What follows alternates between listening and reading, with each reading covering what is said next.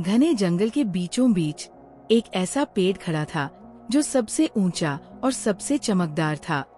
इसे जीवन वृक्ष कहा जाता था। यही पेड़ जंगल की रानी का निवास स्थान था।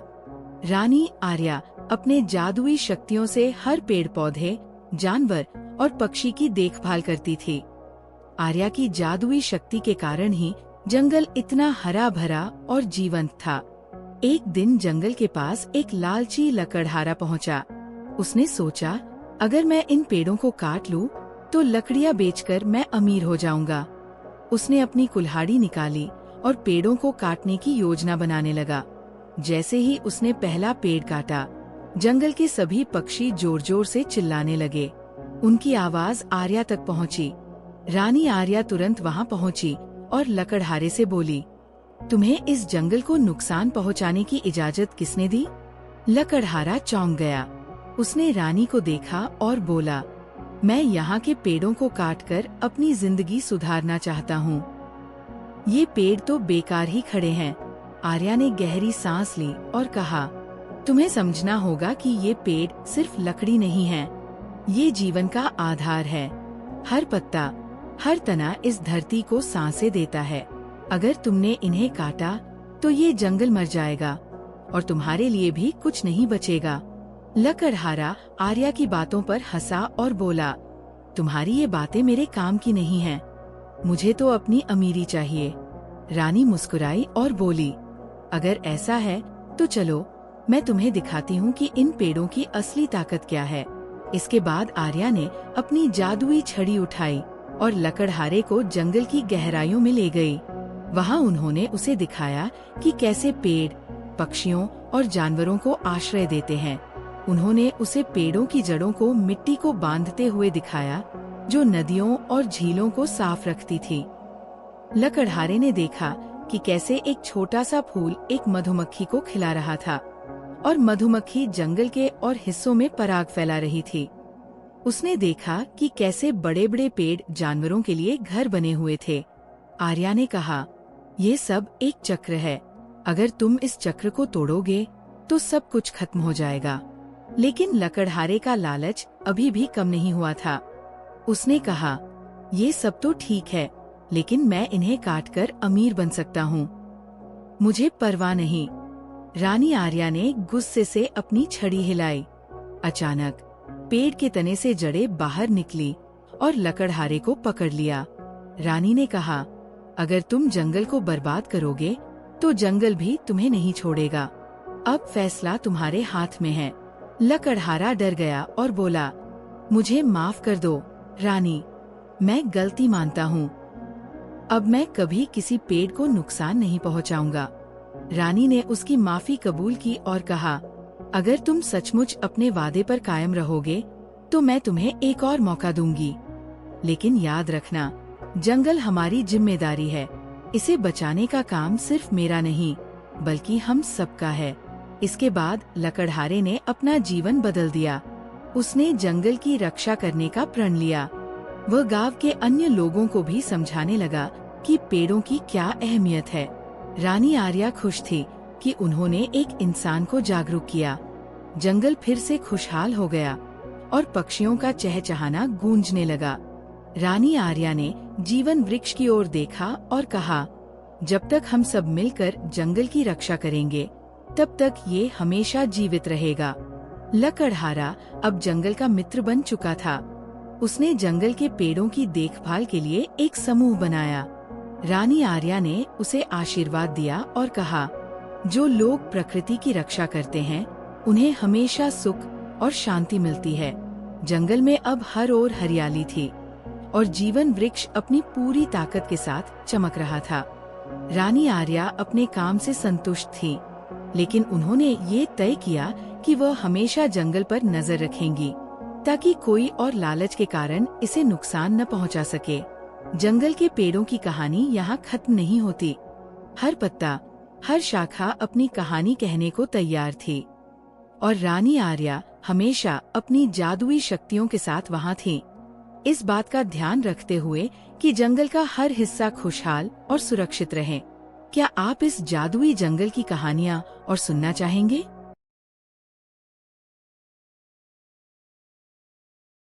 एक छोटे से गांव में एक लड़का रहता था जिसका नाम था आर्यन। आर्यन को पतंग उड़ाने का बहुत शौक था। वो हर साल बसंत पंचमी के मेले का बेसब्री से इंतजार करता था, क्योंकि इस मेले में पतंग उड़ाने की प्रतियोगिता होती थी। इस साल आर्यन ने तय किया कि वह प्रतियोगिता में सबसे ऊंची पतंग उड़ाएगा, लेकिन उसके पास एक खास पतंग नहीं थी जो उसे जीत दिला सके। एक दिन आर्यन को गांव के पुराने बाजार में एक बूढ़ा दुकानदार मिला। उसके पास अजीबोगरीब पतंगे थी। आर्यन की नजर एक चमचमाती रंग बिरंगी पतंग पर पड़ी। वह पतंग बाकी सबसे अलग थी। बूढ़े ने कहा, ये कोई साधारण पतंग नहीं है, ये जादुई पतंग है। अगर तुम इसे अच्छे इरादे से उड़ाओगे तो ये तुम्हारी हर इच्छा पूरी कर सकती है। आर्यन ने पतंग खरीद ली और घर आ गया। मेले का दिन आया। आर्यन ने जादुई पतंग को आसमान में उड़ाया। पतंग ने जैसे ही उड़ान भरी, आसमान रंग बिरंगा हो गया और चारों ओर खुशबू फैल गई। लेकिन तभी एक अजीब बात हुई। पतंग ने बोलना शुरू कर दिया। उसने कहा, आर्यन, अगर तुम मेरे साथ सही इरादों से उड़ान भरोगे तो मैं तुम्हें सबसे ऊंची उड़ान तक ले जाऊंगी। लेकिन अगर तुम्हारे मन में कोई लालच होगा तो मैं गिर जाऊंगी। आर्यन चौंक गया, लेकिन उसने पतंग से वादा किया कि वह हमेशा सही इरादों के साथ इसे उड़ाएगा। जैसे जैसे पतंग ऊंची उड़ती गई, आर्यन ने देखा कि वह सभी पतंगों को पीछे छोड़ रही है। गांव वाले हैरान थे कि आर्यन की पतंग इतनी ऊंची कैसे उड़ रही है। तभी गांव का एक और लड़का समीर ईर्ष्या से भर गया। उसने आर्यन की पतंग को काटने की कोशिश की, लेकिन जादुई पतंग ने खुद को बचा लिया और समीर की पतंग नीचे गिर गई। पतंग ने आर्यन से कहा, सच्चाई और ईमानदारी हमेशा जीतती है। आखिरकार आर्यन ने प्रतियोगिता जीत ली, लेकिन उसने अपनी जीत का श्रेय जादुई पतंग को दिया। पतंग ने कहा, आर्यन, तुमने मेरे साथ सही इरादों से उड़ान भरी, इसलिए मैं तुम्हारे साथ हमेशा रहूंगी। इसके बाद आर्यन ने हर साल पतंग उड़ाने की प्रतियोगिता में हिस्सा लिया और हमेशा अपने अच्छे इरादों के लिए जाना गया। इस तरह आर्यन और जादुई पतंग की दोस्ती गांव में एक मिसाल बन गई। बहुत समय पहले घने जंगल के बीच एक रहस्यमयी गांव था, जिसे परियों का गांव कहा जाता था। ये गांव बड़े बड़े पेड़ों, खूबसूरत झरनों और रंग बिरंगे फूलों से घिरा हुआ था। यहाँ केवल परियां रहती थी, जो अपने जादुई शक्तियों से पूरे जंगल को सुरक्षित और सुंदर बनाए रखती थी। गांव के बीचों बीच एक विशाल और चमकदार पेड़ था, जिसे जादुई पेड़ कहा जाता था। इस पेड़ के तने के अंदर एक खास जगह पर परियों की सबसे कीमती चीज रखी हुई थी, जादुई किताब। यह किताब पूरे जंगल और गांव की जादुई शक्तियों का स्रोत थी। किताब में हर समस्या का समाधान, हर जादू का रहस्य और हर परी की शक्ति का राज छिपा हुआ था। एक दिन गांव की सबसे छोटी परी तारा अपनी सहेलियों के साथ खेल रही थी।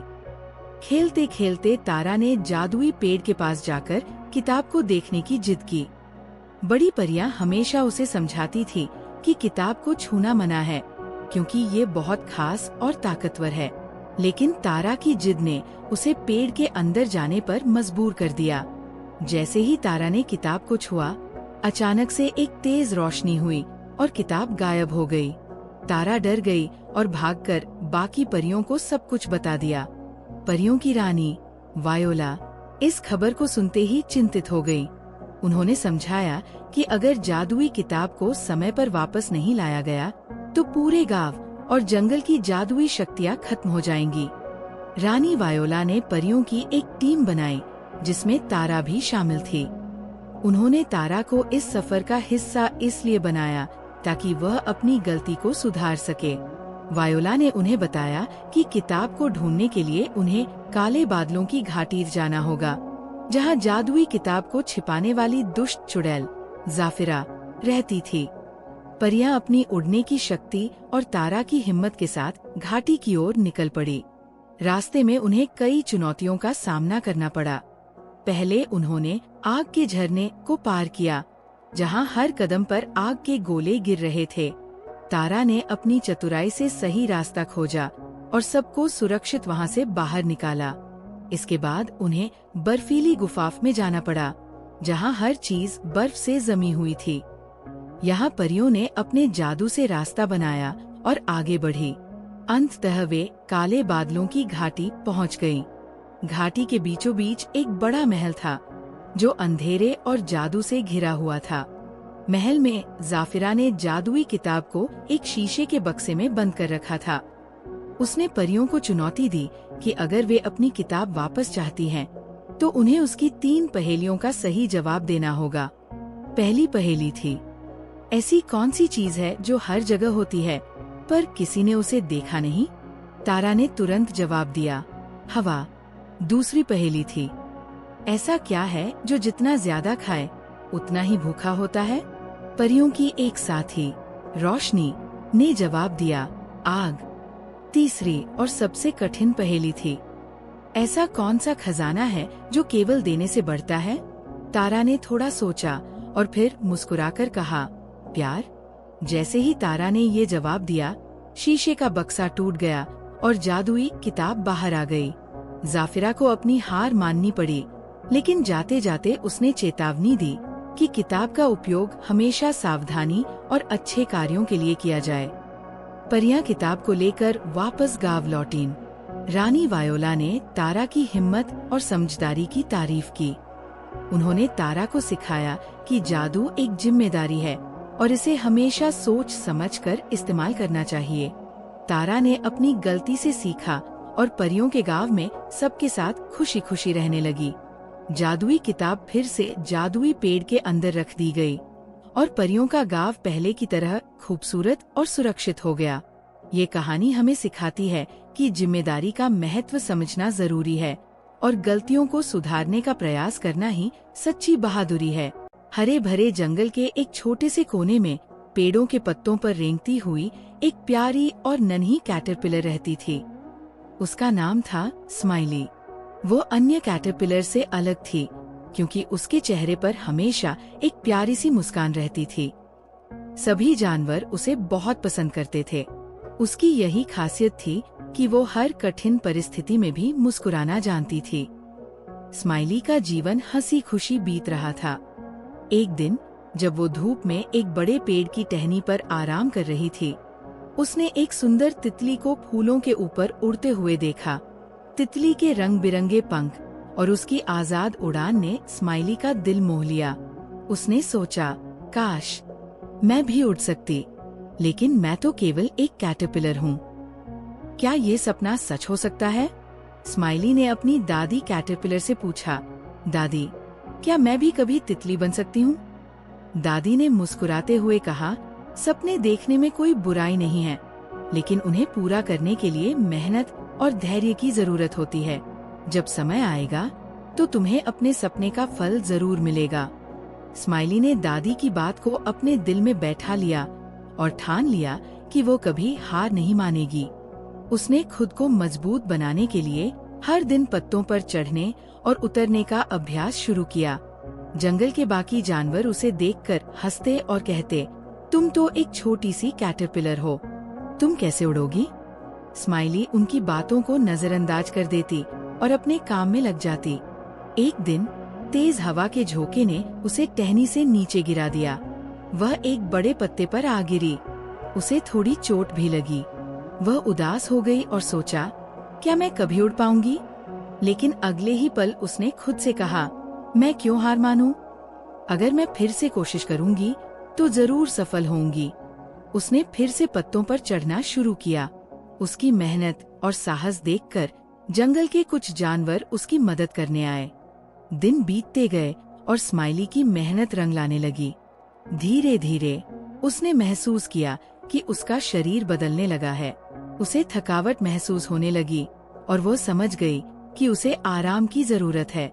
उसने खुद को एक मजबूत कोकून बनाने में लग दिया। कोकून बनाते समय उसने सोचा, क्या होगा अगर मैं इस कोकून से बाहर नहीं आ सकी? क्या मैं कभी उड़ पाऊंगी? लेकिन उसने अपने डर को पीछे छोड़ा और खुद को कोकून में बंद कर लिया। कोकून में रहना आसान नहीं था। वहाँ अंधेरा था और बाहर की दुनिया से कोई संपर्क नहीं था। स्माइली को कई बार लगा कि शायद उसने गलत फैसला ले लिया है, लेकिन उसने दादी की बात याद की और खुद से कहा, धैर्य रखो, अच्छा समय जरूर आएगा। उसने कोकून के अंदर अपना पूरा ध्यान अपने अंदर हो रहे बदलावों पर केंद्रित कर दिया। कई हफ्ते बीत गए। एक सुबह कोकून में हलचल हुई। धीरे धीरे स्माइली ने अपने पंखों को हिलाना शुरू किया। कोकून टूटने लगा। जब वो कोकून से बाहर निकली तो उसने पाया कि उसके पास अब खूबसूरत रंग बिरंगे पंख थे। वह एक साधारण कैटरपिलर से एक अद्भुत तितली बन चुकी थी। उसने अपने पंखों को फैलाया और महसूस किया कि वह अब उड़ने के लिए तैयार है। स्माइली ने अपने पंखों को फड़फड़ाया और धीरे धीरे हवा में ऊपर उठने लगी। ये उसकी पहली उड़ान थी।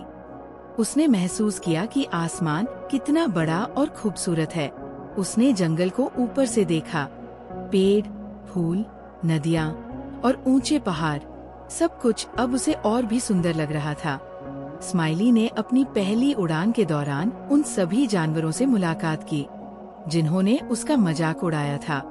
वह उनके पास गई और कहा, मैंने आप सभी से एक चीज सीखी है, कभी हार मत मानो, चाहे लोग कुछ भी कहें। सपने देखने और उन्हें पूरा करने का साहस रखना बहुत जरूरी है।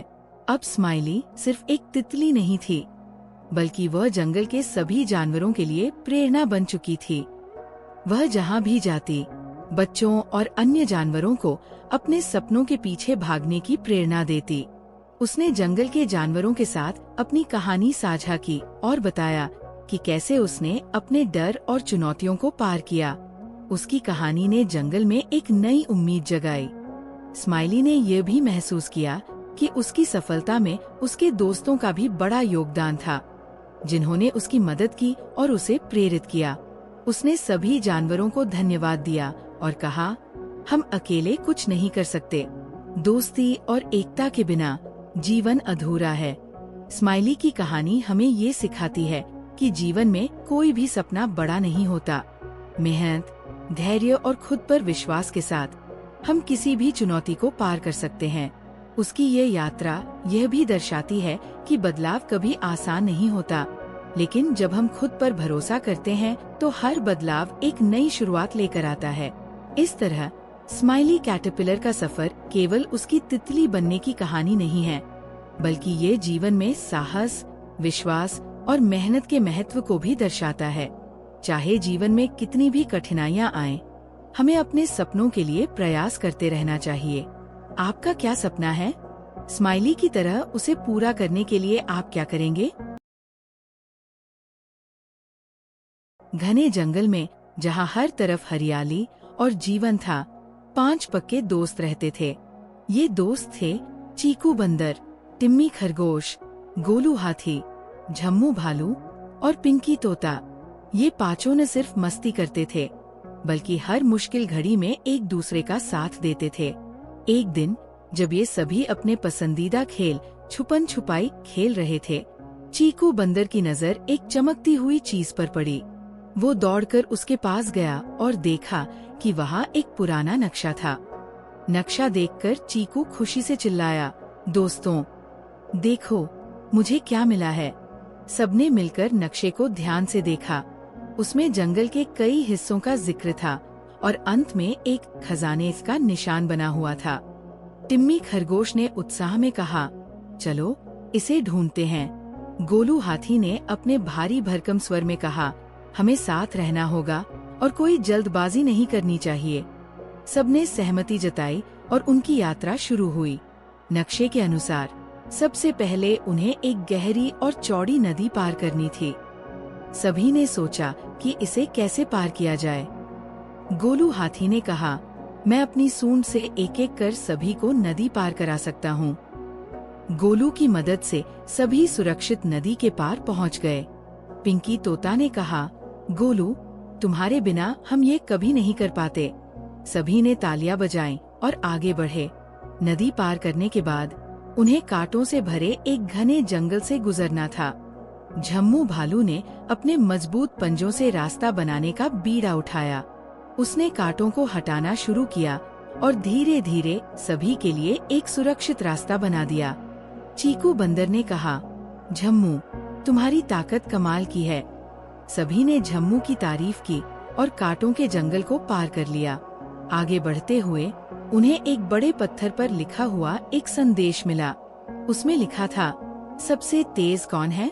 सभी सोच में पड़ गए। पिंकी तोता ने अपनी बुद्धिमत्ता से जवाब दिया, ये टिम्मी खरगोश है, वह सबसे तेज दौड़ता है। जैसे ही उन्होंने जवाब दिया, पत्थर हटा और एक गुप्त रास्ता खुल गया। अब खजाने तक पहुंचने के लिए उन्हें एक बहुत ऊंचे पेड़ पर चढ़ना था। ये देखकर चीकू बंदर खुश हो गया। उसने कहा, ये काम मेरे लिए है। चीकू ने फुर्ती से पेड़ पर चढ़कर सभी के लिए रस्सियों का इंतजाम किया। उसकी मदद से बाकी दोस्त भी पेड़ पर चढ़ गए। आखिरकार उन्होंने खजाने तक पहुंचने का रास्ता ढूंढ लिया। वहाँ एक बड़ा चमचमाता बक्सा रखा हुआ था। सभी उत्साह में थे। झम्मू ने बक्सा खोला और देखा कि उसमें जादुई फलियां भरी हुई थी। पिंकी तोता ने कहा, ये फलियां खास है, इन्हें खाने से हमें ताकत और ऊर्जा मिलेगी। सभी ने थोड़ी थोड़ी फलियां खाई और महसूस किया कि उनमें नई ऊर्जा आ गई है। खजाने को पाकर सभी बहुत खुश थे। उन्होंने एक दूसरे का शुक्रिया अदा किया और तय किया कि वे हमेशा साथ रहेंगे। जंगल में लौटने के बाद उन्होंने अपनी कहानी बाकी जानवरों को सुनाई। सबने उनकी टीम वर्क और साहस की तारीफ की। उस दिन से जंगल के ये पांचों दोस्त और भी मशहूर हो गए। उनकी कहानी हर कोई सुनना चाहता था। बच्चों ने उनसे सीखा कि मिलकर काम करने से हर मुश्किल आसान हो जाती है। घने जंगल के बीच, जहाँ हर सुबह सूरज की पहली किरण पेड़ों की शाखाओं को सोने की तरह चमका देती थी, वहाँ पिंकी नाम का एक चंचल तोता रहता था। पिंकी बाकी तोतों से अलग था। उसकी हरी नीली पंखों वाली खूबसूरती से ज्यादा लोग उसकी जिज्ञासा की प्रशंसा करते थे। वह हमेशा आसमान की ओर देखता और सोचता, क्या वहाँ सितारों की कोई अलग दुनिया है? पिंकी का सपना था कि वह एक दिन आसमान की ऊंचाइयों को छूकर सितारों की दुनिया में जाए।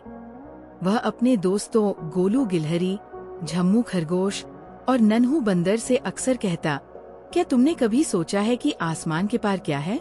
मुझे वहाँ जाना है। गोलू गिलहरी हंसते हुए कहता, पिंकी, ये तो नामुमकिन है। हम जमीन और पेड़ों पर ही खुश हैं। पर पिंकी के मन में एक अलग ही उत्साह था। वह जानता था कि एक दिन उसकी ख्वाहिश जरूर पूरी होगी। एक दिन पिंकी ने सुना कि जंगल के उत्तर में एक जादुई झील है, जहाँ एक मोती है। कहते हैं, जो भी उस मोती को पाले, वह अपनी सबसे बड़ी ख्वाहिश पूरी कर सकता है। ये सुनकर पिंकी के दिल में उम्मीद जागी। उसने झम्मू, गोलू और नन्हू से कहा, चलो हम उस जादुई झील तक चलते हैं, शायद मेरी ख्वाहिश पूरी हो जाए। झम्मू ने कहा, ये यात्रा आसान नहीं होगी।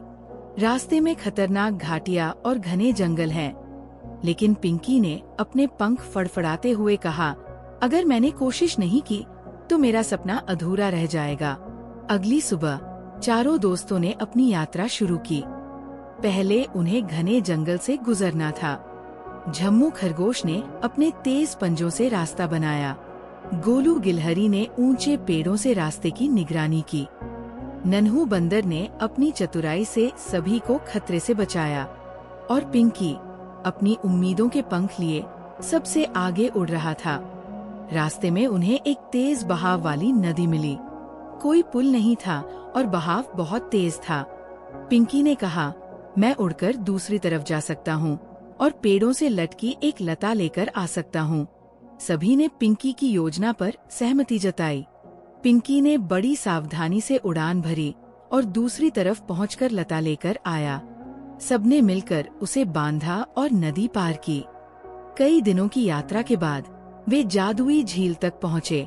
झील का पानी चांदी की तरह चमक रहा था और उसके बीचों बीच एक छोटा सा द्वीप था, जहाँ वह जादुई मोती रखा हुआ था। लेकिन झील के चारों ओर बड़े बड़े मगरमच्छ थे। पिंकी ने कहा, मुझे इस मोती को पाने के लिए कोई रास्ता निकालना होगा। उसने अपने दोस्तों से कहा, मैं ऊपर से उड़कर द्वीप तक जाऊंगा, तुम सब मेरा ध्यान रखना। पिंकी ने धीरे धीरे उड़ान भरी और मगरमच्छों के ऊपर से गुजरते हुए द्वीप तक पहुंच गया। उसने देखा कि मोती एक चमकते हुए फूल के अंदर रखा था। जैसे ही उसने मोती उठाया, झील में हलचल मच गई। मगरमच्छ जाग गए और गुस्से में झील के चारों ओर तैरने लगे। पिंकी ने अपने पंखों को तेज गति से फड़फड़ाया और झील के दूसरी तरफ अपने दोस्तों तक पहुंच गया। सबने राहत की सांस ली और पिंकी की बहादुरी की तारीफ की। जैसे ही पिंकी ने मोती को पकड़ा, एक सुनहरी रोशनी चारों ओर फैल गई। एक जादुई आवाज आई, पिंकी, तुम्हारी ईमानदारी और साहस के कारण तुम्हारी ख्वाहिश पूरी होगी। अचानक पिंकी को लगा कि वो आसमान की ओर बढ़ रहा है। उसके चारों ओर सितारे चमकने लगे। वह सितारों की दुनिया में पहुंच चुका था। वहां उसने देखा कि हर तारा एक अलग कहानी कह रहा है। पिंकी ने वहां खूब उड़ान भरी, चमकते तारों से बात की और अपनी ख्वाहिश पूरी होते देख खुश हुआ। कुछ समय बाद पिंकी अपने दोस्तों के पास वापस आया। उसने अपनी जादुई यात्रा के अनुभव साझा किए। उसके दोस्तों ने उसकी तारीफ की और कहा, पिंकी, तुमने हमें सिखाया कि अगर सपने बड़े हों और दिल में साहस हो तो कुछ भी नामुमकिन नहीं। पिंकी की कहानी हमें ये सिखाती है कि अगर हमारे दिल में सपना है और उसे पूरा करने का जज्बा है तो रास्ते की हर मुश्किल को पार किया जा सकता है। साहस, दोस्ती और मेहनत से हर ख्वाहिश पूरी हो सकती है। बहुत समय पहले की बात है। एक घने जंगल में खरगोश और कछुए के बीच दौड़ हुई थी। उस दौड़ में कछुआ अपनी मेहनत और धैर्य के बल पर जीत गया था। इस कहानी को सुनकर जंगल के सारे जानवरों को हमेशा यही सीख मिलती थी कि मेहनत और धैर्य से सब कुछ संभव है। लेकिन समय बदल गया था और अब जंगल के जानवरों को एक नई कहानी की जरूरत थी। खरगोश ने अपनी हार को कभी भुलाया नहीं था। वह हमेशा सोचता था, अगर मैं उस दौड़ में सोया न होता तो जीत मेरी होती। एक दिन खरगोश ने कछुए को फिर से चुनौती दी।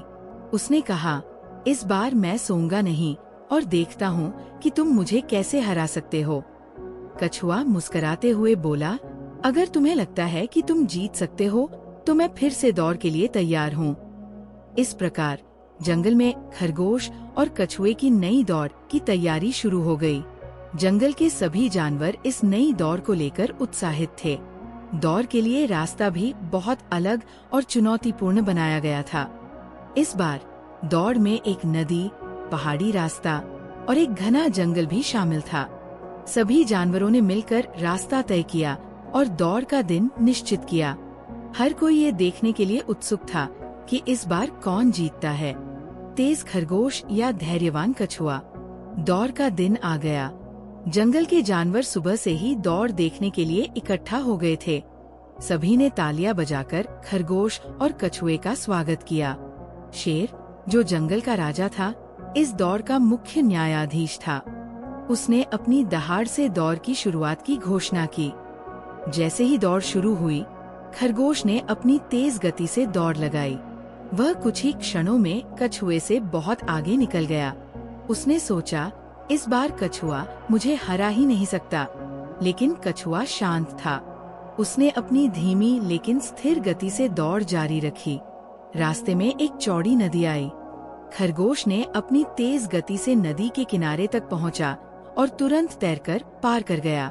वहीं कछुआ नदी के पास पहुंचा और अपने खोल में छुपकर पानी में उतर गया। वह धीरे धीरे नदी पार करने लगा। खरगोश ने पीछे मुड़कर देखा और सोचा, कछुआ अब तक नदी में ही है, मैं आसानी से जीत जाऊंगा। उसने अपनी गति और तेज कर दी। नदी पार करने के बाद एक खड़ी पहाड़ी थी। खरगोश ने अपनी लंबी छलांगों से तेजी से पहाड़ी चढ़ाई शुरू कर दी। लेकिन ये रास्ता काफी मुश्किल था और खरगोश को बहुत थकावट महसूस होने लगी। उसने सोचा, थोड़ा आराम कर लेता हूँ। कछुआ तो अब तक बहुत पीछे होगा। उधर कछुआ पहाड़ी तक पहुँचा। उसने धीरे धीरे लेकिन बिना रुके चढ़ाई शुरू की। उसकी मेहनत और धैर्य रंग ला रहे थे। पहाड़ी के बाद एक घना जंगल था। खरगोश ने अपनी गति वापस पाई और तेजी से दौड़ने लगा। लेकिन जंगल में रास्ता भटकाने वाले कई छोटे रास्ते थे। खरगोश जल्दबाजी में गलत रास्ते पर चला गया और फंस गया। उसे समझ नहीं आ रहा था कि सही रास्ता कौन सा है। कछुआ धीरे धीरे सही रास्ते पर चलता रहा। उसने अपने अनुभव और समझदारी से सही दिशा चुनी और आगे बढ़ता गया। जंगल के बाहर का मैदान दौड़ का अंतिम पड़ाव था। खरगोश किसी तरह सही रास्ता ढूंढकर मैदान तक पहुंचा, लेकिन तब तक कछुआ फिनिश लाइन के बहुत करीब था। सभी जानवर चिल्लाने लगे, कछुआ फिर से जीतने वाला है। खरगोश ने अपनी पूरी ताकत लगाकर दौड़ लगाई, लेकिन कछुआ अपनी स्थिर चाल में फिनिश लाइन पार कर गया। खरगोश ने हार मानते हुए कहा, मैंने फिर से तुम्हें कम आंका। कछुए, इस बार मुझे समझ आ गया कि सिर्फ तेज होने से कुछ नहीं होता। समझदारी, धैर्य और मेहनत ही असली जीत दिलाते हैं। कछुआ मुस्कुराते हुए बोला, हर किसी की अपनी ताकत होती है। अगर हम अपनी ताकत को सही तरीके से इस्तेमाल करें, तो हम कोई भी मुश्किल पार कर सकते हैं। कहानी की सीख। खरगोश और कछुए की नई दौड़ ने जंगल के सभी जानवरों को एक नई सीख दी। तेज गति से ज्यादा जरूरी है समझदारी और धैर्य। यह कहानी हमें सिखाती है कि मेहनत और सही रणनीति के साथ हम किसी भी बाधा को पार कर सकते हैं। बहुत समय पहले एक छोटे से गांव में एक प्यारी सी बिल्ली रहती थी। उसका नाम था मिन्नी। मिन्नी काले और सफेद रंग की थी और उसकी आंखें बिल्कुल चमचमाते सितारों की तरह थीं। वह अपने मालिक के घर में रहती थी, जहां खाना, पानी और आरामदायक बिस्तर उसकी जिंदगी का हिस्सा था। लेकिन मिन्नी के जीवन में एक समस्या थी। वह घर के चूहों से बहुत परेशान थी। घर में चूहों का एक बड़ा समूह रहता था। उनका नेता था चीकू चूहा। चीकू न केवल शरारती था, बल्कि बहुत चालाक भी। वह अपने साथियों के साथ मिन्नी को परेशान करने के नए नए तरीके खोजता रहता था। चूहों की टोली रात में रसोई में घुसकर चीज, रोटी और अनाज चुरा लेती थी। सुबह जब मिन्नी देखती तो उसे बस बिखरा हुआ सामान मिलता। मिन्नी ने ठान लिया कि अब चूहों को सबक सिखाना है। उसने पूरे घर का मुआयना किया और चूहों के छिपने के सभी ठिकानों को ढूंढ लिया। वह जानती थी कि केवल ताकत से काम नहीं चलेगा, उसे चालाकी से काम लेना होगा। एक रात चूहों ने मिलकर बड़ा सा जश्न मनाने का सोचा। उन्होंने रसोई में रखी दूध की बाल्टी को गिरा दिया और पूरे फर्श पर चीज फैला दी। मिन्नी जब वहां पहुंची तो ये देखकर गुस्से से भर गई। चीकू ने हंसते हुए कहा, देखो बिल्ली रानी आ गई, हमें पकड़ सको तो पकड़ो। मिन्नी ने चुपचाप सब देखा और मुस्कुराई। वह जानती थी कि चूहों को बिना फंसाए पकड़ना मुश्किल है। उसने अपने मालिक से मदद ली और पूरे घर में कुछ पिंजरे रखवा दिए। पिंजरों में स्वादिष्ट चीज रखी गई। चूहों को ये देखकर बहुत आश्चर्य हुआ। चीकू ने सबको चेतावनी दी, ये मिन्नी की चाल हो सकती है, सावधान रहना। लेकिन दूसरे चूहे खाने के लालच में फंस गए और पिंजरे में कैद हो गए। चीकू ये देखकर गुस्से में था, लेकिन वो हार मानने वाला नहीं था। चीकू ने सोचा कि अगर वह मिन्नी को उसकी कमजोरी से हराएगा तो जीत उसकी होगी। उसने बाकी चूहों के साथ मिलकर एक योजना बनाई। उन्होंने मिन्नी को ध्यान भटकाने के लिए घर के एक कोने में एक खिलौना मछली रख दी। मिन्नी जब उसे पकड़ने गई तो चीकू और उसके साथी रसोई में घुस गए। मिन्नी को जल्द ही समझ में आ गया कि ये एक चाल थी। वह तुरंत रसोई में पहुंची और चूहों को चोरी करते हुए पकड़ लिया। इस बार उसने चीकू को अपनी तेज गति और ताकत से फंसा लिया। चीकू ने हार मानते हुए कहा, मिन्नी, हमें माफ कर दो, हम अब कभी शरारत नहीं करेंगे। मिन्नी ने चीकू को छोड़ दिया, लेकिन एक शर्त पर। अब से चूहों को शरारत बंद करनी होगी और मिन्नी के साथ मिलकर रहना होगा। चीकू ने वादा किया और सबने एक साथ मिलकर घर को साफ किया। धीरे धीरे मिन्नी और चूहों के बीच दोस्ती हो गई। अब चीकू और उसकी टोली मिन्नी के साथ खेलते थे और घर में शांति से रहते थे। मिन्नी को अब न तो चूहों की शरारतें परेशान करती थीं और न ही चूहों को मिन्नी का डर। सीख, इस कहानी से हमें ये सीख मिलती है कि समझदारी और धैर्य से हर समस्या का हल निकाला जा सकता है। अंत में गांव के सभी लोग मिन्नी और चूहों की इस दोस्ती की मिसाल देने लगे।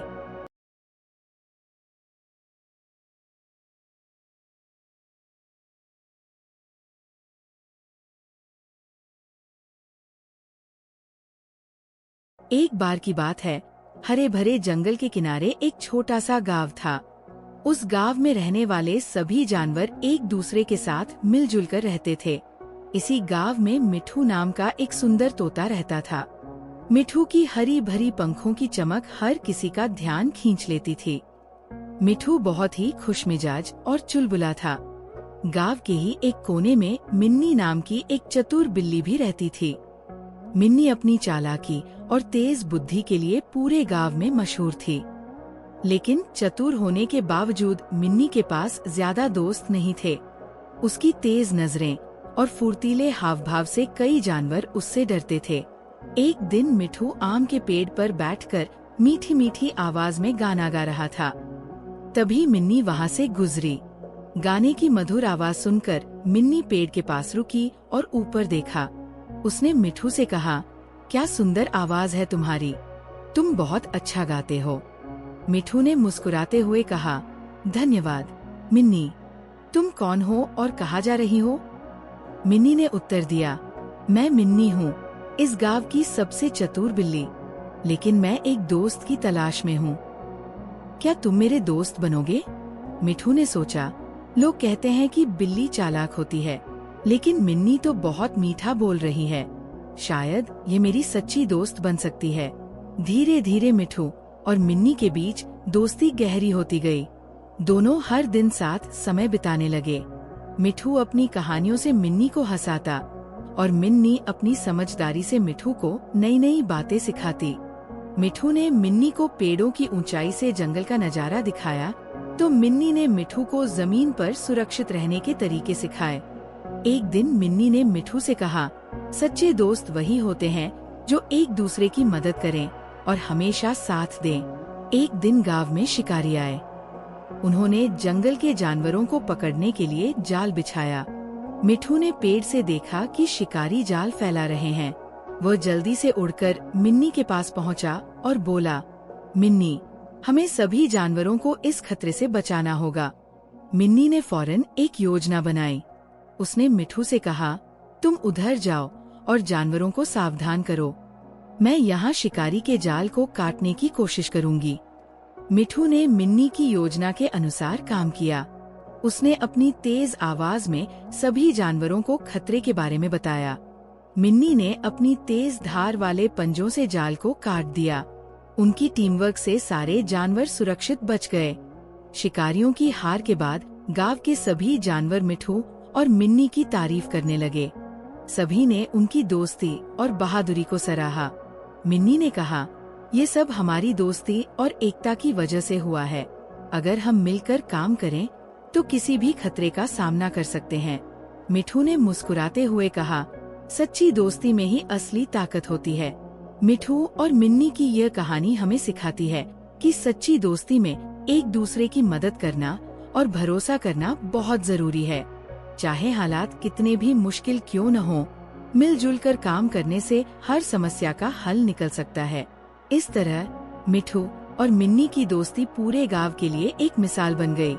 उनकी कहानी से सभी ने ये सीखा कि दोस्ती जाति, रंग या आकार से नहीं, बल्कि दिल से बनती है।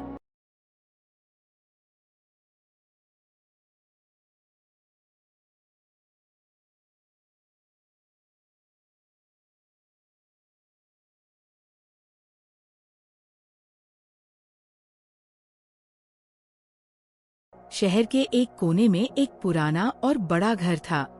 उस घर में छोटे से बच्चे नील का परिवार रहता था।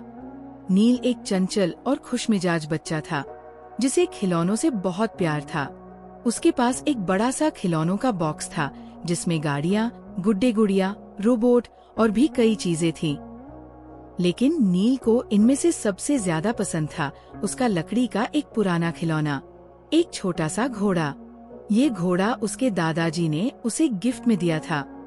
घोड़े की आंखें चमकीली और मुस्कुराहट बड़ी प्यारी थी। नील इस घोड़े को टोनी कहकर बुलाता था, लेकिन जैसे जैसे नील बड़ा हुआ, उसके नए नए खिलौने आ गए और टोनी बॉक्स के कोने में दब गया। नील अब टोनी को भूल चुका था। वह दिन भर वीडियो गेम खेलता या अपने नए खिलौनों के साथ मस्ती करता, लेकिन टोनी चुपचाप पड़ा रहता। दिन बीतते गए और टोनी धूल में लिपटता गया। एक दिन नील गुस्से में अपने खिलौनों को इधर उधर फेंक रहा था। इसी दौरान उसने टोनी को देखा। ये पुराना खिलौना अब किस काम का? नील ने कहा और गुस्से में टोनी को जोर से जमीन पर फेंक दिया। टोनी का एक पैर टूट गया। नील ने उसकी परवाह नहीं की और उसे कचरे में डाल दिया। लेकिन नील को नहीं पता था कि इस खिलौने के अंदर एक रहस्यमय शक्ति है। उस रात नील जब सो रहा था तो घर में अजीब घटनाएं होने लगी। कमरे में रखी अलमारी अपने आप खुलने बंद होने लगी। उसके खिलौने बॉक्स से अजीब सी आवाजें आने लगी। नील ने सोचा कि यह उसकी कल्पना है और वह सो गया। लेकिन आधी रात को अचानक उसकी आँख खुली। उसने देखा कि उसका खिलौना बॉक्स अपने आप हिल रहा है। उसने डरकर अपनी मम्मी पापा को बुलाया, लेकिन जब वे आए तो सब कुछ सामान्य हो गया। ये सब तुम्हारा वहम है, नील। जाओ और आराम से सो जाओ, मम्मी ने कहा। लेकिन नील का दिल तेज धड़क रहा था।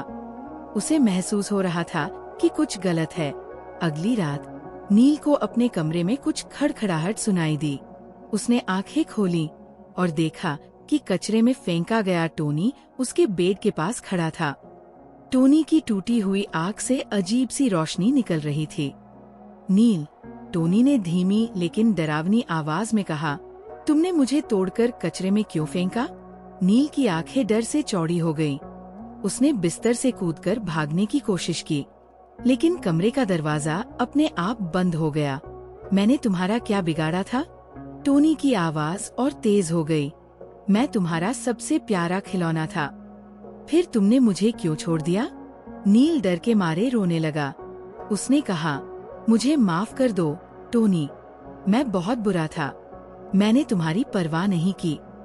टोनी की आंखों की रोशनी थोड़ी धीमी हो गई। उसने कहा, अगर तुम सच में माफी मांगते हो तो मुझे ठीक करो और वादा करो कि आगे से अपने खिलौनों की इज्जत करोगे। नील ने तुरंत हामी भरी। अगले दिन नील ने अपने पापा से मदद मांगी और टोनी को ठीक करवाया। उसने टोनी को प्यार से साफ किया और उसे अपने कमरे के सबसे खास कोने में सजा कर रखा। उसके बाद घर में होने वाली अजीब घटनाएं खत्म हो गईं।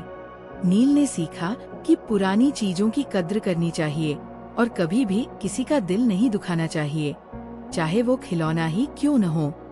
इस घटना ने नील को बहुत बड़ी सीख दी। उसने अपने सारे पुराने खिलौनों को साफ किया और उनकी देखभाल करने लगा। टोनी फिर से उसका सबसे खास दोस्त बन गया।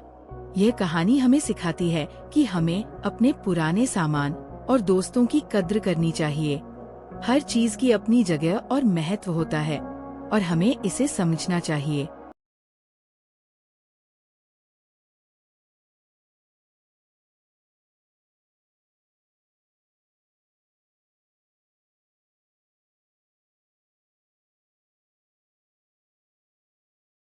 गांव के किनारे पर एक पुराना और टूटा फूटा मकान था, जिसे लोग परछाई वाला घर कहते थे।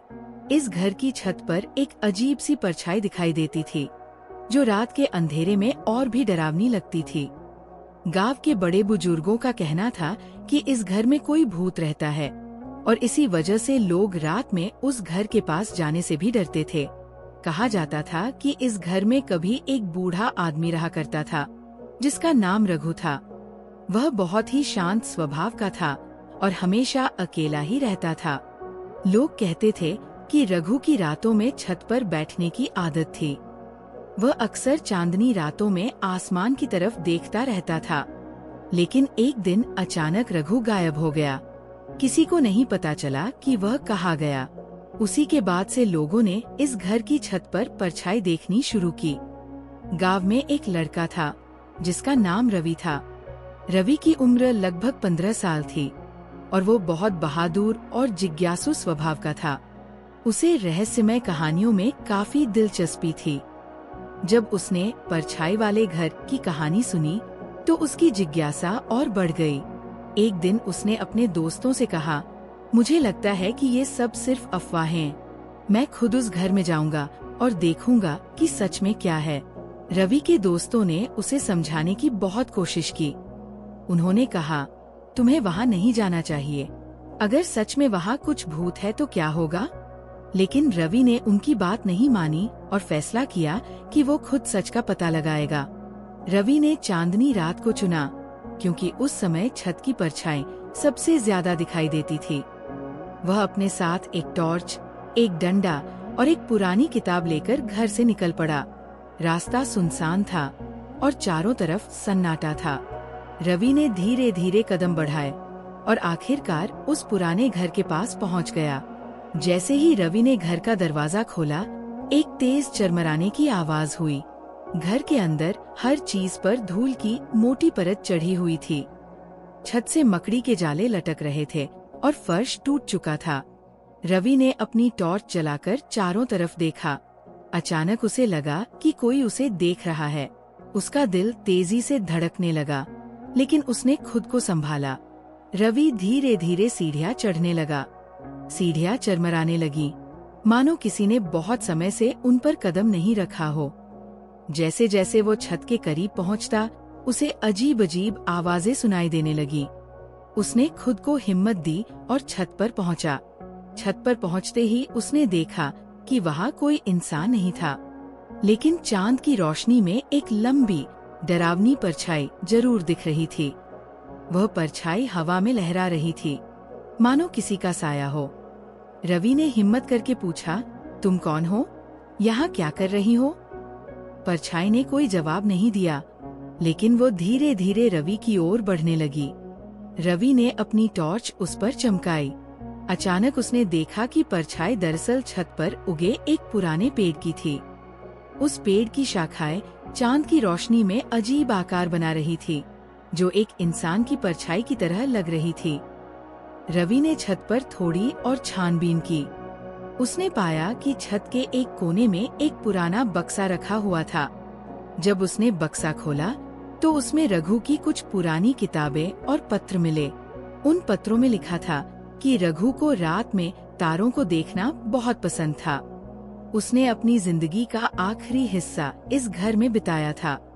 रवि को समझ आ गया कि लोगों ने इस घर को भूतिया समझने में गलती की थी। अगले दिन रवि ने गांव वालों को बुलाया और उन्हें पूरी कहानी बताई। उसने उन्हें बताया कि परछाई कोई भूत नहीं थी, बल्कि छत पर उगे पेड़ की थी। उसने रघु की किताबें और पत्र भी गांव वालों को दिखाए। गांव के लोग ये सुनकर राहत की सांस ली। उन्होंने रवि की बहादुरी की खूब तारीफ की। गांव वालों ने उस घर को साफ किया और उसे बच्चों के लिए एक पुस्तकालय में बदल दिया। अब वहाँ बच्चे आकर किताबें पढ़ते और खुश रहते।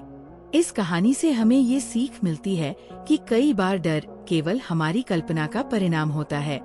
हमें हमेशा अपने डर का सामना करना चाहिए और सच को जानने की कोशिश करनी चाहिए।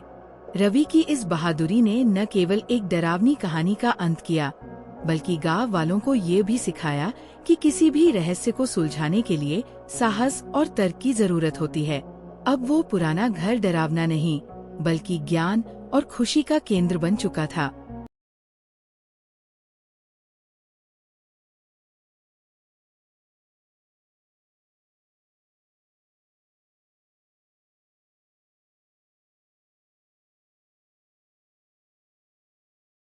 गहरे जंगल के किनारे एक छोटा सा गांव बसा था। वहाँ का हर बच्चा चांदनी रात में दादी नानी से भेड़ियों की डरावनी कहानियाँ सुनता और सहम जाता। लेकिन इन कहानियों में सबसे खतरनाक कहानी थी खूनी भेड़िया की। लोग कहते थे वो भेड़िया इंसानों के खून का प्यासा है। एक रात जब आसमान में बादल घिरे थे और गांव के ऊपर अजीब सी सन्नाटा छाया था, तो नन्हा आर्यन अपनी माँ से बोला, माँ, क्या सच में भेड़िया हमें खा जाएगा? माँ ने उसे अपनी गोद में लेते हुए कहा, नहीं बेटा, ये सब कहानियाँ हैं, लेकिन तुम्हें कभी भी जंगल के पास नहीं जाना चाहिए। आर्यन ने मासूमियत से पूछा, पर माँ, अगर वो सिर्फ दोस्त बनना चाहे तो? माँ ने उसकी आंखों में डर झलकते देखा और जल्दी से बोली, ऐसे खतरनाक जानवर दोस्ती नहीं करते, याद रखना आर्यन। रात के गहराते ही गांव में एक अजीब सी आवाज गूंजी, जैसे किसी ने जंगल के भीतर से लंबी चीख मारी हो। आर्यन की आंखें चौड़ी हो गईं। उसने खिड़की से झांका। परछाइयों के बीच कुछ हलचल हो रही थी। आर्यन, खिड़की बंद करो, माँ की आवाज कड़क थी। लेकिन नन्हा आर्यन उस आवाज की ओर खिंचता चला गया। क्या जंगल में कोई मेरी मदद की पुकार कर रहा है? उसने खुद से सवाल किया। जब सारी दुनिया सो रही थी, आर्यन चुपके से घर के बाहर निकल आया। उसके हाथ में सिर्फ एक लालटेन थी। जंगल के किनारे पहुंचते ही उसकी सांसें तेज हो गईं। क्या ये सही है? उसने अपने आप से पूछा। तभी झाड़ियों के बीच से हलचल हुई। आर्यन पीछे हटने ही वाला था कि एक छोटी सी आवाज सुनाई दी, डरो मत, मैं तुम्हें चोट नहीं पहुंचाऊंगा। आर्यन का चेहरा सफेद पड़ गया। उसकी आंखों के सामने एक बड़ा भेड़िया खड़ा था, लेकिन उसकी आंखों में अजीब सी उदासी झलक रही थी। भेड़िया बोला, तुम यहाँ क्यों आए हो? आर्यन ने हकलाते हुए जवाब दिया, मैं देखना चाहता था कि क्या सच में तुम खूनी हो? भेड़िया हंसा। उसकी हंसी में गूंज और दर्द दोनों थे। खूनी? इंसानों ने मुझे यही नाम दिया है, लेकिन क्या तुमने कभी सोचा है कि मैं ऐसा क्यों हूँ? आर्यन चौंक गया। तुम्हारा मतलब? भेड़िया धीरे धीरे पास आया। कभी कभी जो दिखता है वो सच नहीं होता। क्या तुम सच जानने की हिम्मत रखते हो? जंगल की ठंडी हवा में रहस्यमय सन्नाटा फैल गया। आर्यन ने कांपते हुए कहा, मैं तैयार हूँ। भेड़िया पीछे मुड़ा और बोला, तो मेरे पीछे आओ, लेकिन याद रखना, जो देखोगे वो तुम्हारे सपनों को बदल देगा। जैसे ही वो दोनों गहरे जंगल में आगे बढ़े, आर्यन ने महसूस किया कि ये सिर्फ एक शुरुआत थी। क्या भेड़िया सच में खूनी था, या उसकी कहानी कुछ और कहती थी?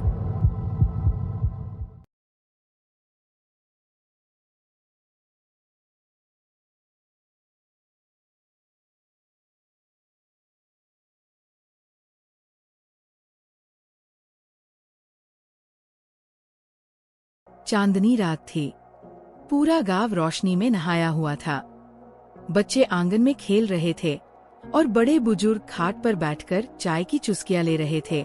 आसमान साफ था और उसमें चमकता हुआ चांद अपनी पूरी रोशनी के साथ सबको लुभा रहा था।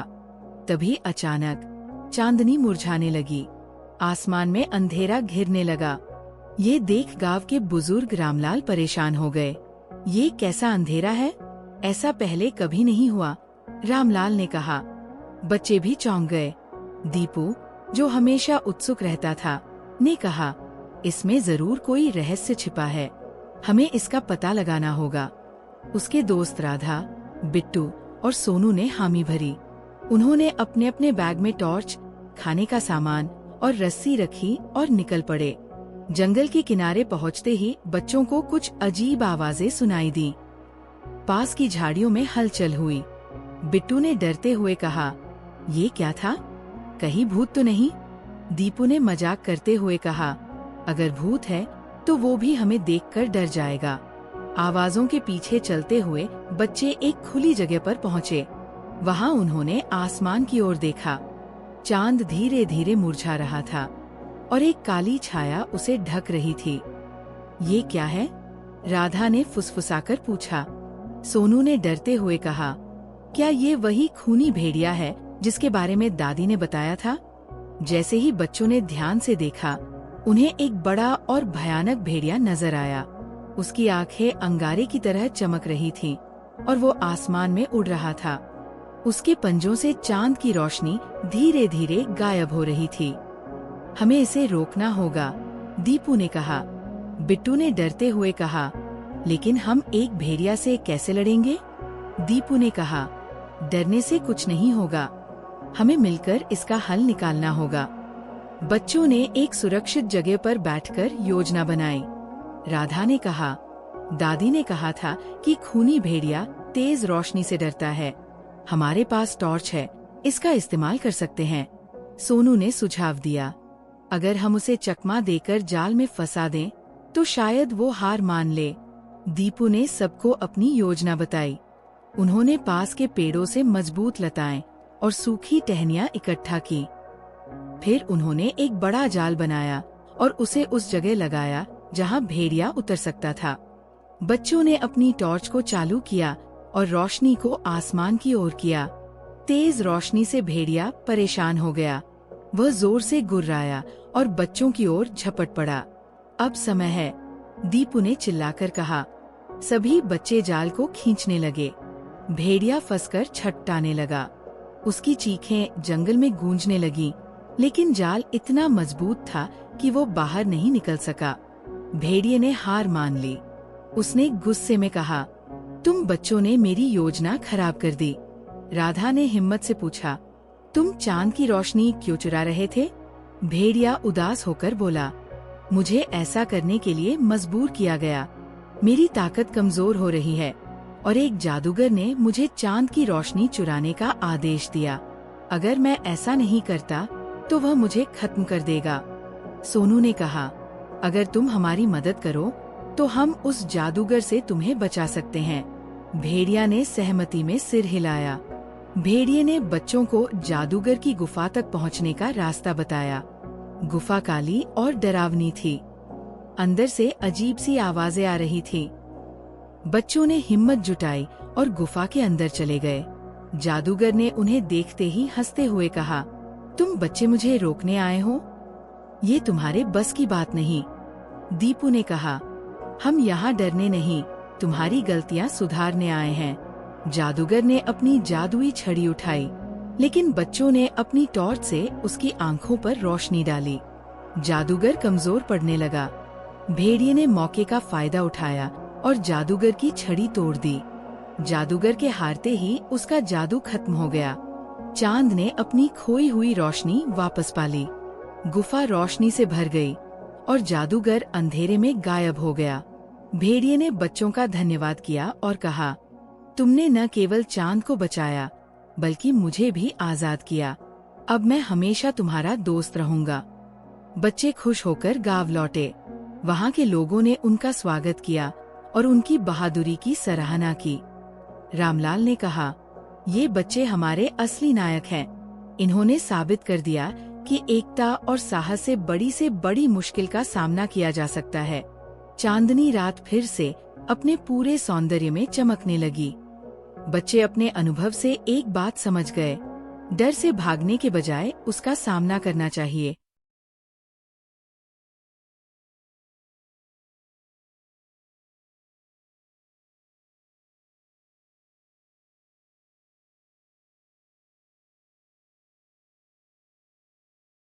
घने जंगल के बीचों बीच सूरज की हल्की रोशनी पत्तों के बीच झांकती थी। पत्तों की सरसराहट और पक्षियों की चहचहाहट के साथ 10 वर्षीय आर्यन अपने दोस्तों से बिछड़ गया था। वह जंगल की पगडंडियों पर भटकते हुए एक अजीब सा पेड़ देखता है। पेड़ बाकी सभी पेड़ों से अलग था। उसकी शाखाएं आसमान तक उठी हुई थी और उसकी छाल पर चमचमाते हुए छोटे छोटे सितारे जैसे चिन्ह थे। ये पेड़ इतना चमकीला क्यों है? आर्यन ने खुद से कहा। उसने धीरे से पेड़ को छुआ। तभी पेड़ की शाखाएं हल्के से हिलने लगी और अचानक उसके सामने एक छोटी सी दरवाजा खुल गया। आर्यन की आंखें आश्चर्य से चमक उठीं। अंदर आओ, आर्यन, एक मीठी सी आवाज आई। आर्यन चौंक गया। कौन है? आप मुझे कैसे जानते हैं? हम तुम्हारा इंतजार कर रहे थे, आवाज ने कहा। आर्यन ने थोड़ी हिम्मत जुटाई और दरवाजे के अंदर झांकने लगा। अंदर का नजारा देखकर वो हैरान रह गया। पेड़ के भीतर एक जादुई दुनिया बसी थी। चारों ओर फूल खिल रहे थे, तितलियां उड़ रही थीं और छोटे छोटे परियों के घर चमक रहे थे। एक छोटी सी परी सामने आई। उसकी सुनहरी पंखों से चमकती रोशनी निकल रही थी। मैं नक्षत्रा हूँ। मैं इस पेड़ की रखवाली करने वाली परी हूँ। आर्यन ने सिर खुजलाते हुए कहा, लेकिन मैं यहाँ कैसे आया? और आप मुझे कैसे जानती हैं? नक्षत्रा मुस्कुराई। ये पेड़ केवल उन्हें देखता है जिनका दिल साफ हो। और तुमने रास्ता खोज लिया। इसका मतलब है कि तुम पर भरोसा किया जा सकता है, लेकिन हमारी दुनिया का रहस्य किसी को मत बताना। आर्यन ने चौंकते हुए पूछा, क्या होगा अगर मैंने बता दिया? नक्षत्रा ने गंभीर स्वर में कहा, अगर कोई हमारे रहस्य को जान लेगा तो हमारी जादुई दुनिया खत्म हो जाएगी। ये शर्त है कि तुम इसे किसी से नहीं कहोगे। आर्यन ने सिर हिलाते हुए कहा, ठीक है, मैं वादा करता हूँ। आर्यन ने देखा कि पेड़ के अंदर कई परियां थी। वे अपने छोटे छोटे हाथों से फूलों के रस से अमृत बना रही थी। कुछ परियां छोटे जानवरों की देखभाल कर रही थी, जबकि कुछ जादुई किताबें पढ़ रही थी। नक्षत्रा ने उसे एक झरने के पास ले जाकर कहा, ये झरना हमारी ताकत का स्रोत है, इससे हमें जादू की शक्ति मिलती है। आर्यन ने झरने की ओर देखा। पानी से इंद्रधनुषी रोशनी निकल रही थी। ये झरना इतना चमकीला क्यों है? उसने पूछा। ये झरना धरती की आत्मा से जुड़ा है, नक्षत्रा ने कहा। यह हमें अपनी ताकत देता है, लेकिन अगर यह झरना सूख गया तो हमारी दुनिया खत्म हो जाएगी। आर्यन ने सोचा, कितनी खूबसूरत और नाजुक दुनिया है ये। अचानक परियों में हलचल मच गई। एक दूसरी परी, जिसकी आंखों में डर था, नक्षत्रा के पास आई। बड़ी परेशानी है, जंगल के बाहर के लोग इस पेड़ को काटने की योजना बना रहे हैं। आर्यन ने चौंकते हुए पूछा, क्या? लेकिन ऐसा क्यों? नक्षत्रा ने गंभीर होकर कहा, लोग इस पेड़ की लकड़ी का इस्तेमाल करना चाहते हैं, लेकिन उन्हें नहीं पता कि ये पेड़ सिर्फ एक पेड़ नहीं, हमारी दुनिया का आधार है। अगर ये कट गया तो सब कुछ खत्म हो जाएगा। आर्यन ने तुरंत कहा, मुझे बताओ, मैं कैसे मदद कर सकता हूँ? नक्षत्रा ने उसकी तरफ देखा और कहा, तुम इंसानों की दुनिया में जाकर उन्हें समझा सकते हो, लेकिन ये आसान नहीं होगा। आर्यन ने दृढ़ता से कहा, मैं कोशिश करूँगा। आर्यन जंगल के बाहर गया और उन लोगों से मिला जो पेड़ को काटने की योजना बना रहे थे। उसने उनसे कहा, ये सिर्फ एक पेड़ नहीं है, यह एक पूरी दुनिया को बचाए हुए है। अगर आप इसे काटेंगे तो जंगल की सारी खूबसूरती खत्म हो जाएगी। लोगों ने हंसते हुए कहा, तुम एक बच्चे हो, तुम्हें क्या पता? आर्यन ने हिम्मत नहीं हारी। उसने उन्हें पेड़ की चमक और उसके महत्व के बारे में बताया। कुछ लोग उसकी बातों को समझने लगे। उन्होंने कहा, अगर ये पेड़ सच में इतना खास है तो हमें इसे बचाना चाहिए। जब आर्यन वापस पेड़ के पास आया तो परियां उसकी प्रतीक्षा कर रही थी। उन्होंने उसे गले लगाते हुए कहा, तुमने हमारी दुनिया को बचा लिया, तुम हमेशा हमारे दोस्त रहोगे। नक्षत्रा ने उसे एक जादुई पत्थर दिया और कहा, ये तुम्हें कभी भी हमारी दुनिया में आने का रास्ता दिखाएगा। आर्यन मुस्कुराया और बोला, मैं हमेशा तुम्हारे रहस्य की रक्षा करूंगा। जंगल में एक बार फिर शांति और खुशियां लौट आईं। लेकिन आर्यन को पता था कि इस जादुई दुनिया का रहस्य हमेशा उसकी सबसे बड़ी जिम्मेदारी रहेगा। क्या आर्यन अपनी शर्त पर खरा उतर पाएगा? और क्या उसे परियों की दुनिया में कोई और रोमांचक सफर मिलेगा?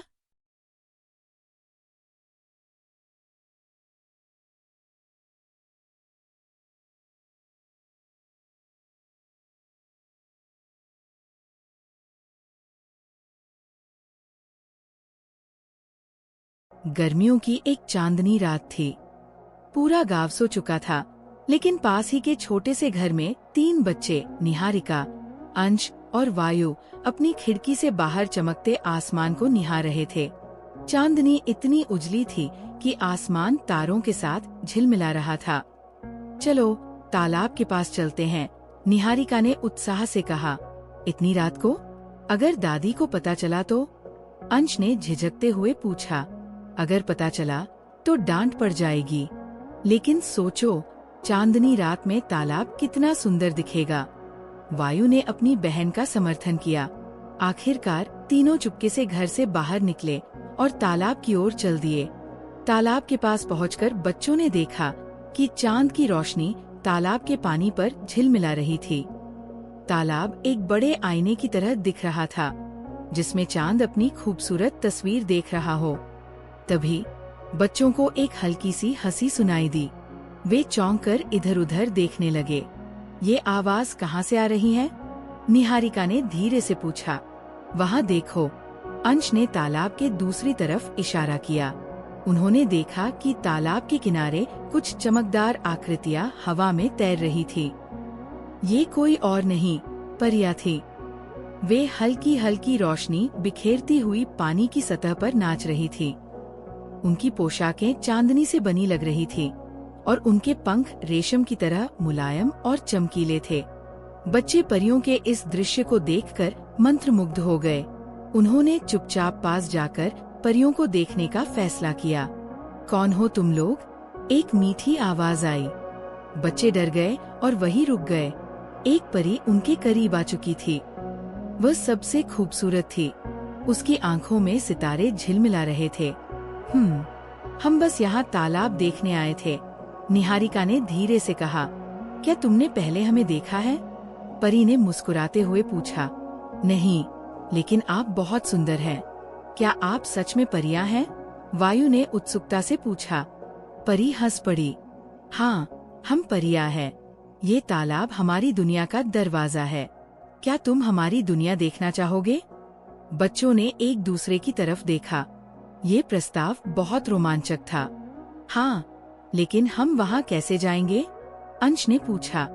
परी ने अपनी छड़ी घुमाई और एक सुनहरी सीढ़ी तालाब के पानी से ऊपर उठने लगी।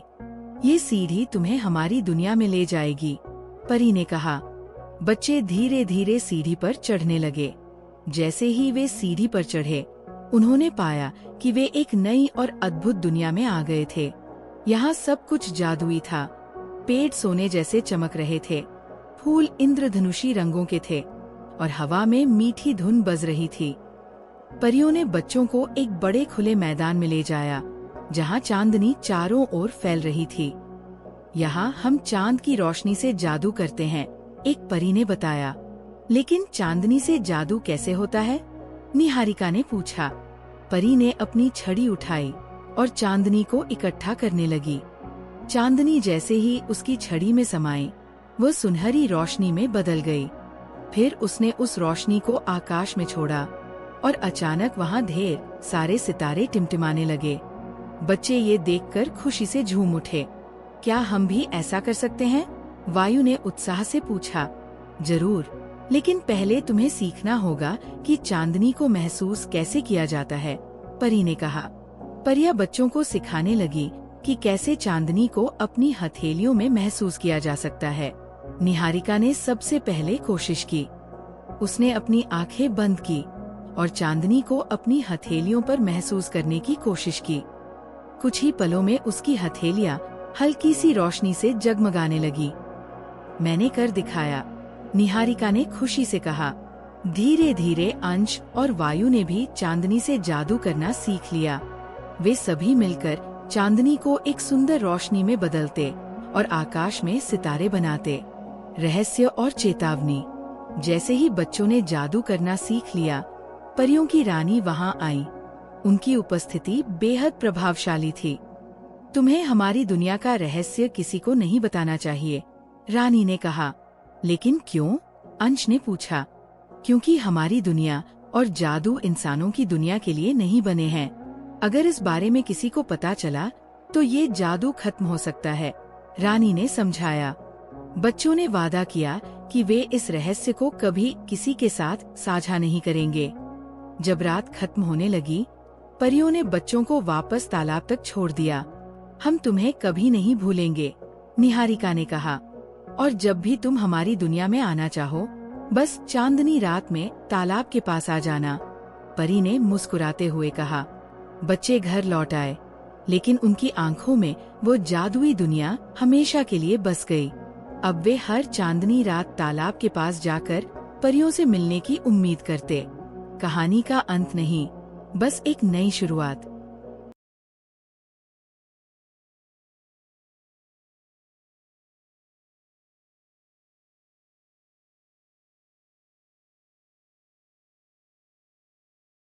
गर्मियों के दिन थे और छुट्टियों का मौसम अपने चरम पर था। निहारिका, आरव और तन्वी तीनों भाई बहन गांव के पास वाले जंगल में खेलने गए थे। जंगल के किनारे एक छोटी सी नदी बहती थी और उसके आसपास के पेड़ पौधे बेहद हरे भरे और सुंदर थे। ये जगह कितनी प्यारी है, निहारिका ने कहा, अपने पैर पानी में डुबोते हुए। हाँ, लेकिन मुझे लगता है यहाँ और भी कुछ खास है, आरव ने आसपास देखते हुए कहा। खास? जैसे क्या? तन्वी ने उत्सुकता से पूछा। शायद कुछ जादुई, आरव ने मुस्कुराते हुए कहा। तीनों बच्चे नदी के पास पत्थरों से खेलने लगे। तभी उन्होंने एक अजीब सी चमक देखी। ये चमक पेड़ों के पीछे से आ रही थी। वह क्या है? निहारिका ने कहा। चलो देखते हैं, तन्वी ने उत्साहित होकर कहा। तीनों धीरे धीरे चमक की ओर बढ़े। जैसे ही वे पास पहुँचे, उन्होंने देखा कि वहाँ एक टोली परियां बैठी थी। वे साधारण परियां नहीं थीं। हर परी का रंग अलग था और कुछ ही पलों में वे अपने रंग बदल रही थी। कोई नीली से हरी हो रही थी तो कोई गुलाबी से पीली। ये कौन है? आरव ने फुसफुसाते हुए कहा। शायद परियां, निहारिका ने जवाब दिया। एक परी ने बच्चों को देख लिया और मुस्कुराई। अरे यहाँ आओ, परी ने कहा। बच्चे डरते डरते पास गए। तुम लोग कौन हो? तन्वी ने साहस जुटाकर पूछा। हम रंग बदलने वाली परियां हैं। हमारे रंग हमारे मूड के हिसाब से बदलते हैं, परी ने बताया। ये तो कमाल है, लेकिन आप यहाँ क्यों हैं? आरव ने पूछा। हम यहाँ इंद्रधनुष बनाने आई हैं। क्या तुम देखना चाहोगे? परी ने पूछा। परियां एक बड़े गोल घेरे में खड़ी हो गई और अपनी जादुई छड़ियों से रंगों की किरणें निकालने लगी। देखते ही देखते आसमान में एक बड़ा और चमकदार इंद्रधनुष बन गया।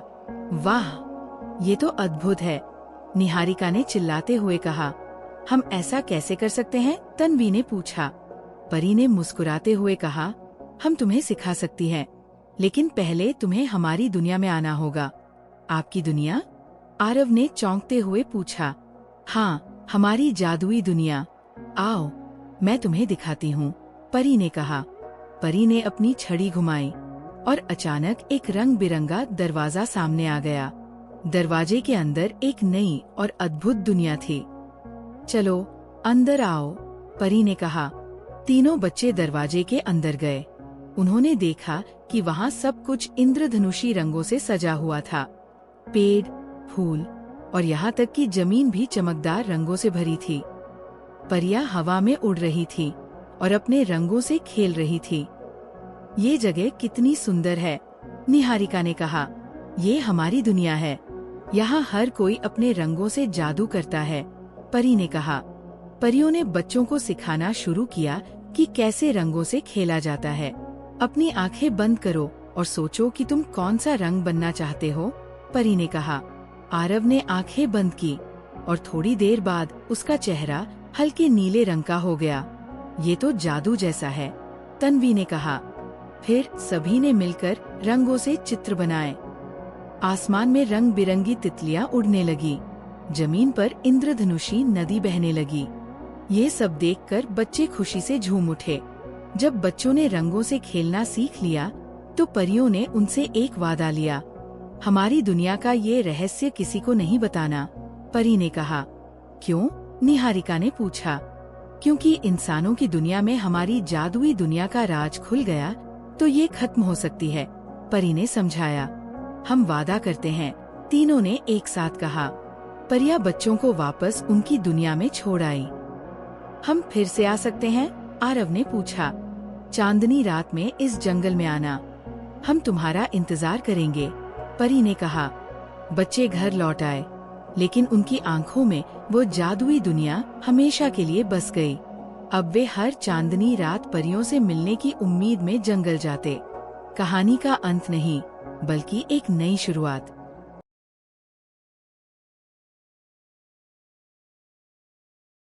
घने जंगल के बीचों बीच एक बड़ा और पुराना बरगद का पेड़ खड़ा था। उसी पेड़ पर रहती थी चंचल नाम की एक गिलहरी। चंचल अपनी तेज तर्रार हरकतों और उत्साह से पूरे जंगल में मशहूर थी। वह दिन भर इधर उधर दौड़ती, नए नए फलों की खोज करती और अपने दोस्तों के साथ खेलती। एक दिन चंचल को जंगल में एक चमचमाता सुनहरा सिक्का मिला। उसकी चमक देखकर चंचल की आंखें चमक उठीं।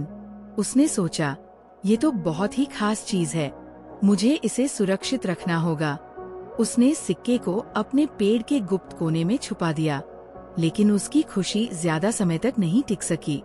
अगले दिन चंचल को जंगल में एक और चमचमाता सिक्का मिला। अब चंचल के मन में एक खजाने की कल्पना घर कर गई। वो हर दिन सुबह सुबह जंगल की गहराई में जाकर चमचमाते सिक्के और चीजें ढूंढने लगी। चंचल अब अपने दोस्तों के साथ खेलना छोड़कर सिर्फ अपने खजाने की देखभाल में लगी रहती। उसके दोस्त मिंकी बंदर, लाली खरगोश और मोती कछुआ सोचने लगे कि आखिर चंचल के व्यवहार में ये बदलाव क्यों आया है। एक दिन लाली ने पूछा, चंचल, तुम हमारे साथ खेलने क्यों नहीं आती? क्या बात है? चंचल ने थोड़ी हिचकिचाहट के साथ कहा, मैं बहुत व्यस्त हूँ, मेरे पास अब समय नहीं है। मिंकी ने हंसते हुए कहा, क्या बात है? कहीं तुमने कोई गुप्त खजाना तो नहीं ढूंढ लिया? चंचल ये सुनकर चौंक गई और तुरंत बोली, नहीं, ऐसा कुछ भी नहीं। लेकिन उसके चेहरे की घबराहट देखकर मिंकी को शक हो गया। कुछ दिनों बाद चंचल का खजाना इतना बड़ा हो गया कि वह उसे गुप्त रखने में मुश्किल महसूस करने लगी। उसने अपने पेड़ के नीचे एक छोटा गड्ढा खोदकर उसमें खजाने को छुपा दिया। लेकिन एक दिन मिंकी ने चंचल को गड्ढा खोदते हुए देख लिया। मिंकी ने तुरंत लाली और मोती को ये बात बताई। तीनों ने मिलकर सोचा कि आखिर चंचल से ये राज कैसे जाना जाए। इसी बीच चंचल अपने खजाने को लेकर इतनी चिंतित हो गई कि उसने हर वक्त अपने पेड़ के पास रहना शुरू कर दिया। वह किसी को भी अपने पेड़ के पास आने नहीं देती। एक दिन लाली ने चंचल से कहा, चंचल, क्या तुमने कभी सोचा है कि अगर तुम्हारा खजाना गायब हो जाए तो क्या होगा? ये सुनकर चंचल डर गई और बोली, ऐसा मत कहो लाली, मेरा खजाना बहुत खास है। अगले दिन जब चंचल जंगल में खाने की तलाश में गई, तो मिंकी, लाली और मोती ने उसकी गैर मौजूदगी में उसके खजाने को निकालकर एक खाली जगह पर छुपा दिया। जब चंचल वापस लौटी और अपना खजाना गायब पाया, तो वो घबरा गई। उसने पूरे जंगल में शोर मचाना शुरू कर दिया, मेरा खजाना कौन ले गया? मेरा सब कुछ चला गया। मिंकी, लाली और मोती ने चंचल को शांत किया और उससे पूछा, चंचल, तुम्हें क्या लगता है, ये खजाना तुम्हें खुश कर रहा था या तुम्हें चिंता में डाल रहा था? चंचल ने कुछ देर सोचकर कहा, शायद तुम सही कह रहे हो। मैं इस खजाने के कारण अपने दोस्तों से दूर हो गई थी। तभी मिंकी ने मुस्कुराते हुए कहा, तुम्हारा खजाना सुरक्षित है, हमने ये सबक सिखाने के लिए किया था। चंचल को अपनी गलती का एहसास हुआ। उसने फैसला किया कि अब वह अपने दोस्तों के साथ ज्यादा समय बिताएगी और खजाने को केवल एक साधारण चीज की तरह मानेगी। उसने अपना खजाना जंगल में बांट दिया ताकि हर कोई खुश हो सके। उस दिन के बाद चंचल ने समझा कि असली खुशी दोस्तों के साथ समय बिताने और अपने जीवन को सरल और खुशहाल बनाने में है। अब चंचल फिर से जंगल की सबसे चंचल और खुश गिलहरी बन गई। एक छोटे से सुंदर गांव में 4 घनिष्ठ मित्र रहते थे, राहुल, निहारिका, रोहन और पिंकी। ये गांव पहाड़ों से घिरा हुआ था और वहाँ के बच्चे अक्सर रहस्यमयी कहानियों के बारे में चर्चा किया करते थे। एक दिन राहुल की दादी ने उसे एक कहानी सुनाई।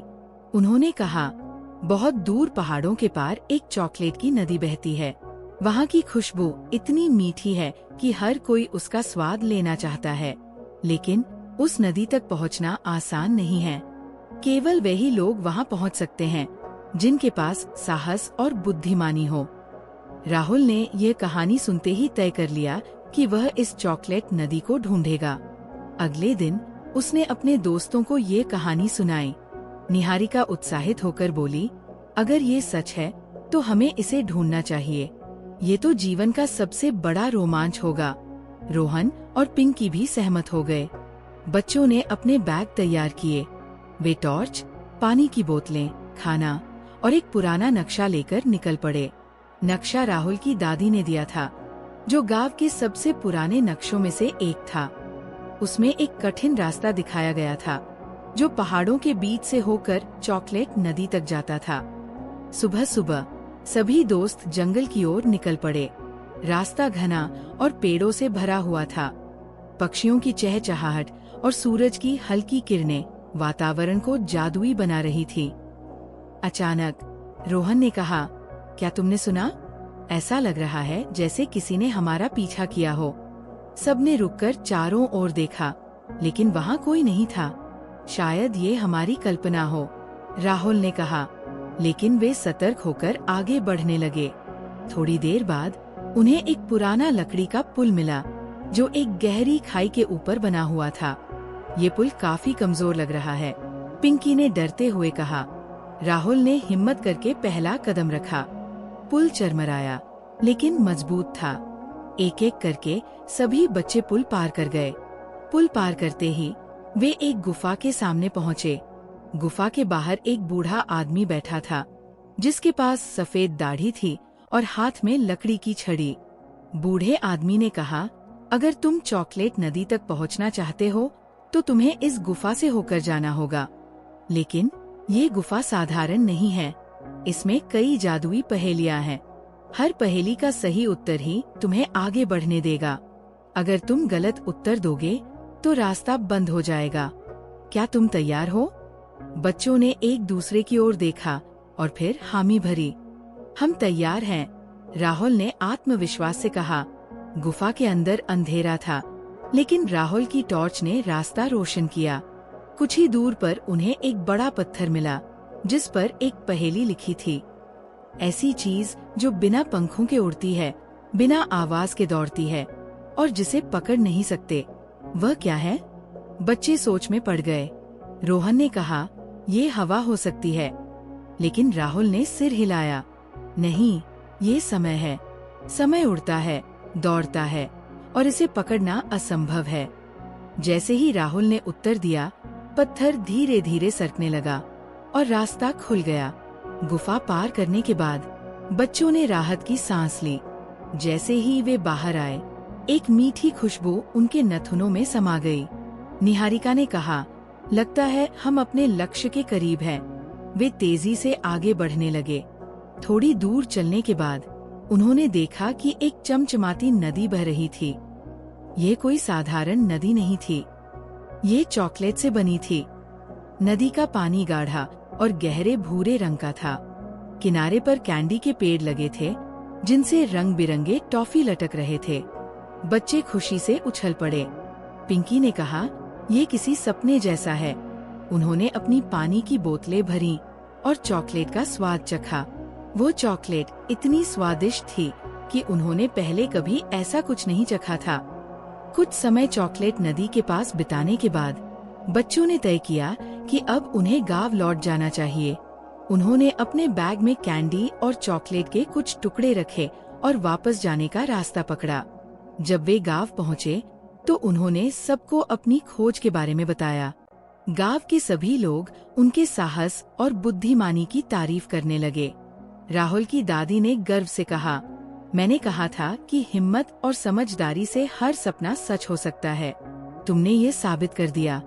चॉकलेट नदी की खोज के बाद बच्चों ने ठान लिया कि वे और भी नई जगहों की खोज करेंगे।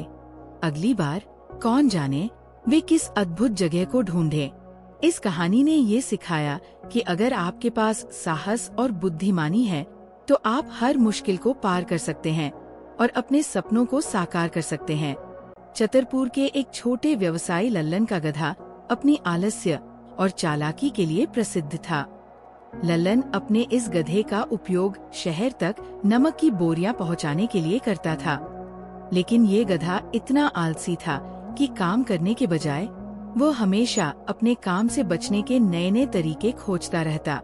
ये कहानी उसी गधे की है जिसने अपनी आलस्य और चालाकी से सभी को प्रभावित तो किया, लेकिन अंत में उसे अपनी गलतियों का बड़ा सबक मिला। गधे का आलस्य इतना अधिक था कि वह अपनी जिम्मेदारियों से बचने के लिए चालाकी का सहारा लेने लगा। जब भी वह लल्लन के साथ नदी पार करता, वो जानबूझकर नदी में गिरने का नाटक करता। इससे नमक की बोरियां पानी में घुल जाती और वजन हल्का हो जाता। हल्का वजन होने पर वो आसानी से घर लौट आता। गधे की इस चालाकी ने अन्य जानवरों का ध्यान खींचा। वे उसकी चतुराई पर आश्चर्य करते और उसे प्रशंसा भरी नजरों से देखते। लेकिन किसी ने ये नहीं सोचा कि उसकी इस आलस्य भरी चालाकी का अंजाम क्या हो सकता है। एक दिन नदी के पास अचानक बारिश होने लगी। गधा जब नदी में गिरा तो उसने महसूस किया कि उसका ये तरीका लंबे समय तक नहीं चल सकता। बारिश के कारण पानी और ठंड ने उसे परेशान कर दिया। ये पहली बार था जब गधे ने अपने फैसलों पर सवाल उठाया, लेकिन उसकी आलस्य की आदत इतनी गहरी थी कि उसने इस अनुभव को नजरअंदाज कर दिया और अपनी चालाकी जारी रखी। लल्लन ने गधे की चालाकी को जल्दी समझ लिया। उसने नमक की जगह गधे पर चूना पत्थर लाद दिया। गधे को इसकी जानकारी नहीं थी।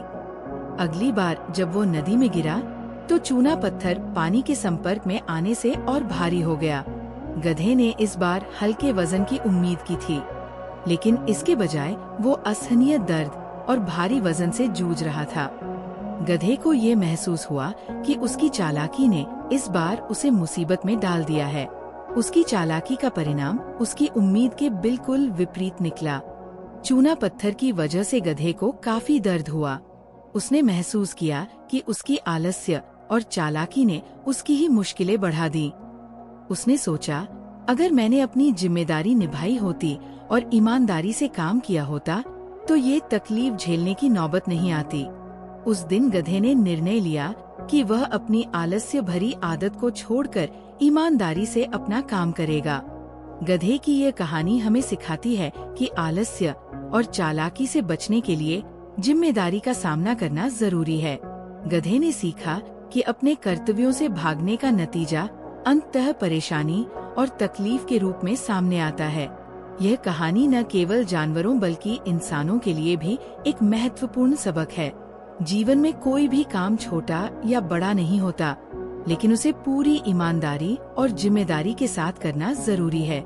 आलस्य और चालाकी भले ही अस्थायी लाभ दिला सकते हैं, लेकिन उनका परिणाम हमेशा बुरा होता है।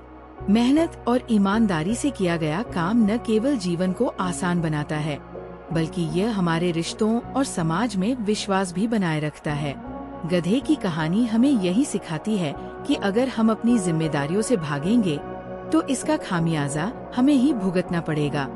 गधे ने अपने जीवन में बदलाव लाकर ये दिखाया कि गलतियां करना इंसान या जानवर की प्रकृति हो सकती है, लेकिन उनसे सीखकर सुधार करना हमारी सबसे बड़ी ताकत है।